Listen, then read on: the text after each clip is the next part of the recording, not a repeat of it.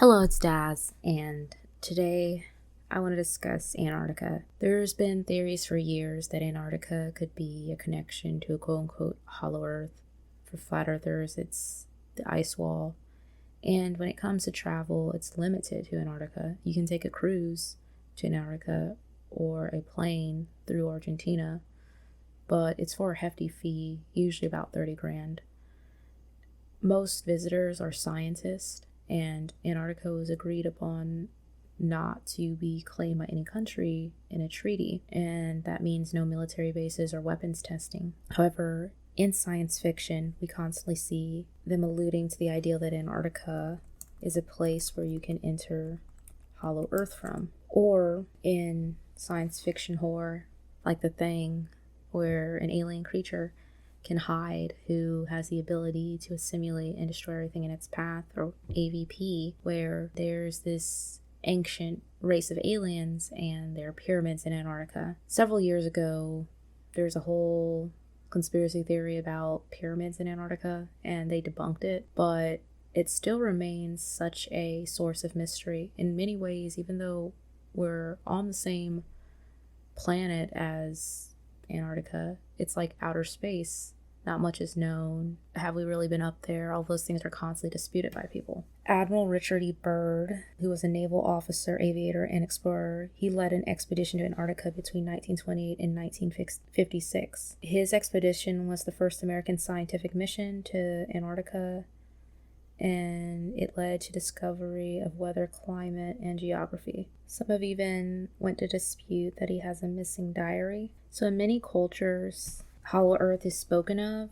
It's this idea of our earth within having another world, the core acting as the sun, and that the crust of the earth is the outer shell, and embedded in the crust some miles below us, like the center of gravity, where gravity is reversed. So instead of above the line, objects are pulled towards the center of the planet. Below the line, objects are pulled away from the center. Below the planetary wall exists a completely new world, complete with its own continents and central sun.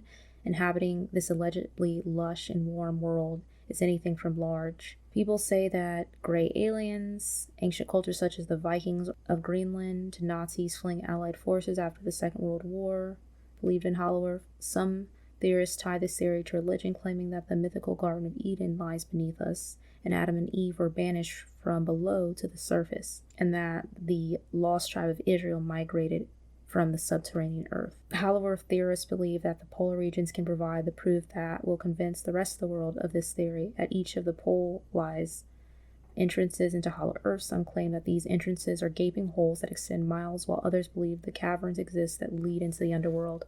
And so oftentimes people will look at caves as a entryway into hollow earth, not just the North and South Pole.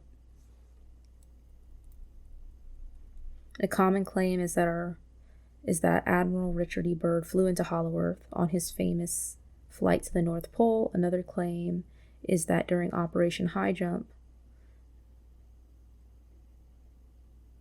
was an expedition as an American invasion of Antarctica, which failed after encountering heavy resistance from flying saucers. Either way, whether science fiction or not, it's fascinating, the idea of a hollow earth.